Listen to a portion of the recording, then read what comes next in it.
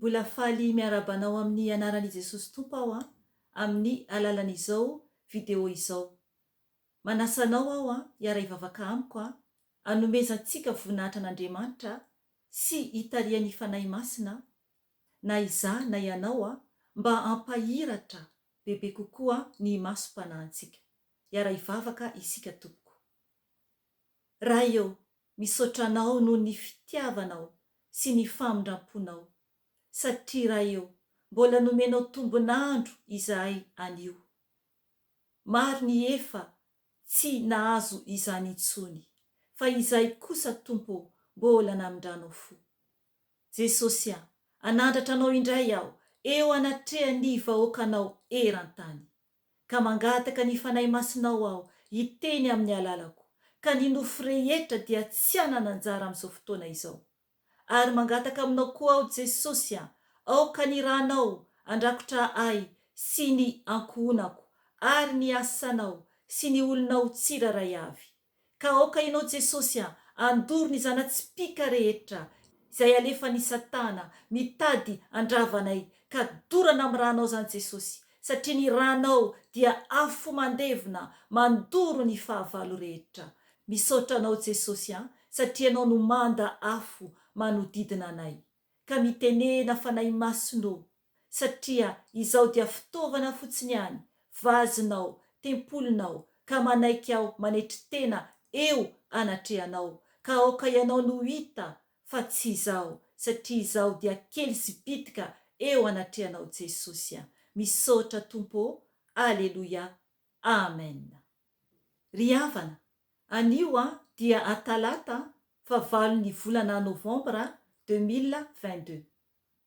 Alohan'ny hijoroako vavolombelona, ampaherezako anao mba hiomananao dia ho anao izay nanoratra ny teny mafy, teny masika, miteny hoe Jezebela sy ny sisa dia mamelanao aho tompoko.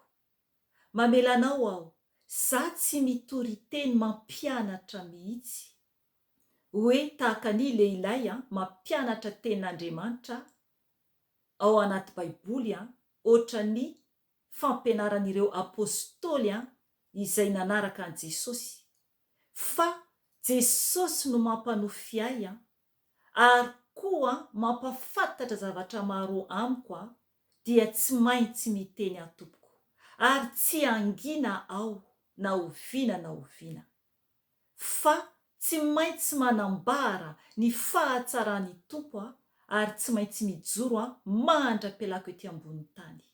Satria Jesosy nenjehin'ny olona, dia tsy maintsy enjehan'ny olona koa izay mijoro manambara ny famonjena izay tiany Tompo ho arahantsika. Matoa ny Tompo mampanofy sy miteny rehefa tena ao aminy isika, dia tsy afaka angina tompoko, fa tsy maintsy mijoro foana mandra-pialako ety ambony tany. Mamelanao aho tompoko, engany hihintsana ny fahajambana eo amin'ny masom-panahinao, ka ahiratra ianao na iza ianao izay manenjika ny asan'i Jesosy, dia engany ahiratra ianao mba tsy ho very any amin'ny afobe ny fanahinao. Tianao ny Tompo ary tianao koa aho. Miverena amin'i Jesosy, sao de tara loatra tompoko. Amen. Izay no momba niny. Ry havana, ny teny tamin'ny video lasa hoe ny fadianina, ny fanahy masina mihitsy zany no nampifadianina ahy, dia nasainy ny hinana fotsiny voankazo. Voankazo fotsiny nandritry ny 3 andro sy 3 alina. Ary na dia nisotro dite ary atao anatin'izany, dia tsy maintsy nijery tsara hoe ilay dite tsy misy zavatra hafa afa-tsy voankazo ihany. Tsara ny fanahy masina, tsara ny Tompo, satria ny fisainantsika dia tsy mitovy amin'ny fisainan'ny Tompo. Tsy tsapako mihitsy hoe ilay dite kay misy koa tsy voankazo ao anatiny. Ry havana, tao anatin'ny fifadikanina hoy aho tamin'ny video lasa teo aloha dia zavatra hafa no nangatahako tamin'ny tompo, fa zavatra hafa no nampanofisiny ahy ary koa nanamboarany ahy. Aleloia, aleloia. Tiany koa zany ianao ho amboarina, satria ry havana ny tompo dia manitsakitsana izay tsy mety amintsika mandra-pahatonga ny fotoana ialantsika eto amin'ity tany ity. Ny alarobia 5 volana oktobra tamin'ny volana lasa teo zany no niditra fifadikanina ako, dia nijanona ny asabotsy alina izany. Izany hoe nanomboka tamin'ny 12 alina ny asabotsy dia afaka ny sakafo ao. Tao anatin'izany dia efa nozaraiko teto nisy ny naseho an-tompo tamiko ny momba ny amin'ny fanahy manambady. Any video anankiray ihany raha ohatra ka hiaino ianao. Tena zava-doza io. Tsy hiverina amin'iny intsony aho fa ny zavatra anankiray ny alakamisy alina izay raha tsy diso aho dia nampianatra ny fanahy masina momba ny amin'ny fisakafoanana. Nampianatra izy fa tsy tsara ny mihinana zavatra vidina any amin'ny mpivarotra izay ao anatin'ny boaty. Ohatra hoe mofo atao amin'ny hena, boulette vita any amin'ny usine fanamboarana azy.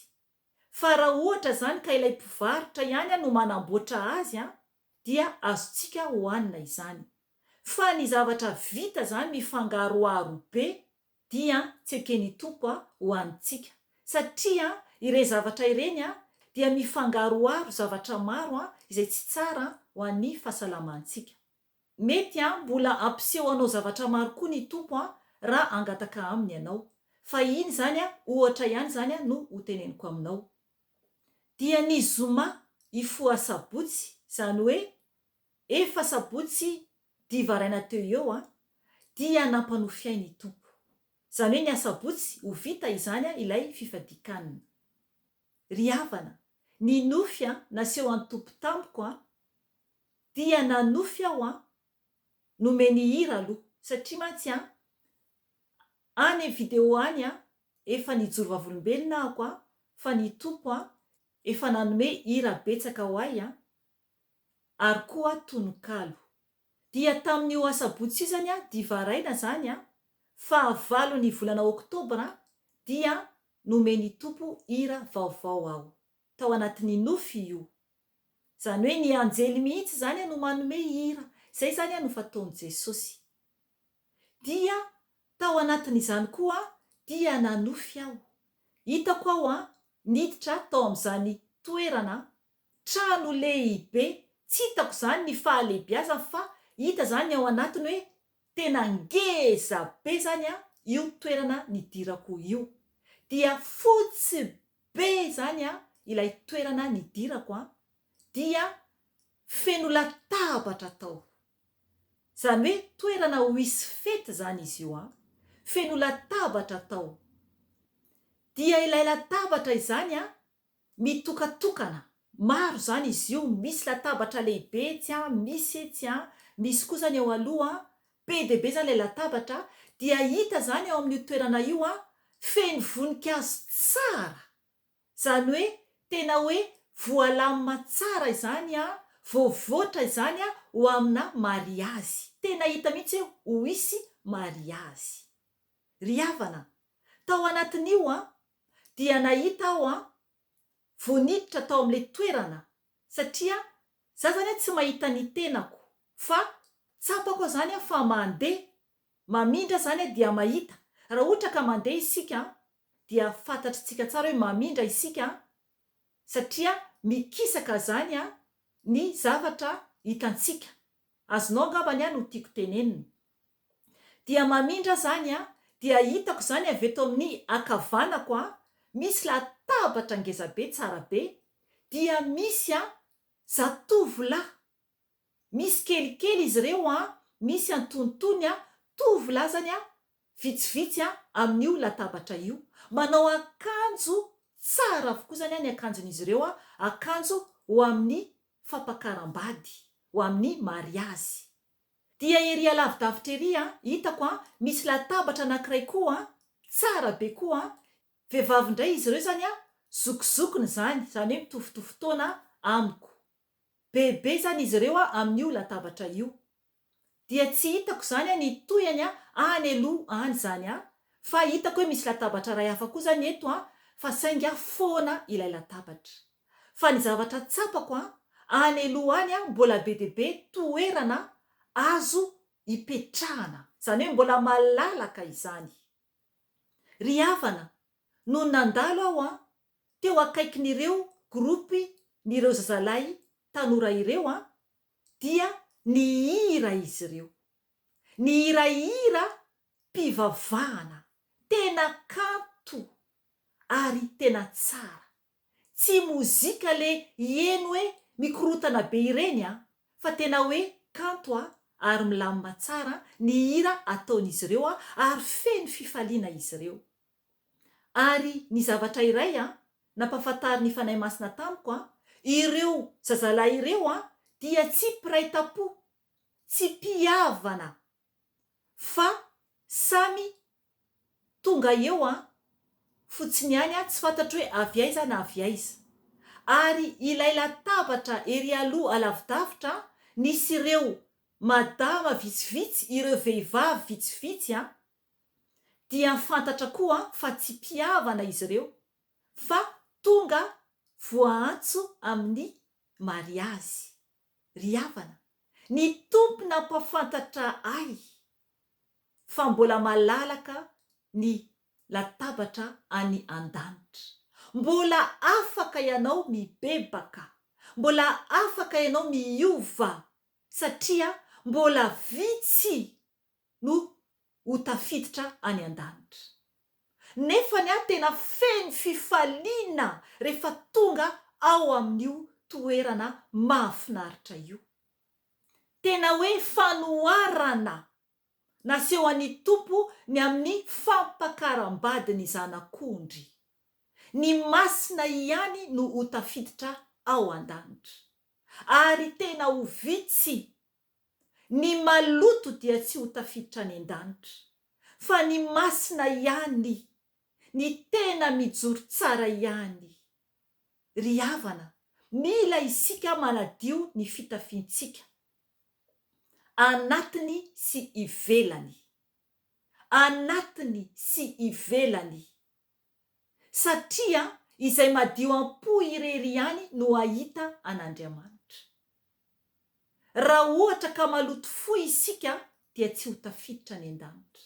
Raha ohatra ka tsy tia olona isika dia tsy ho tafiditra any an-danitra.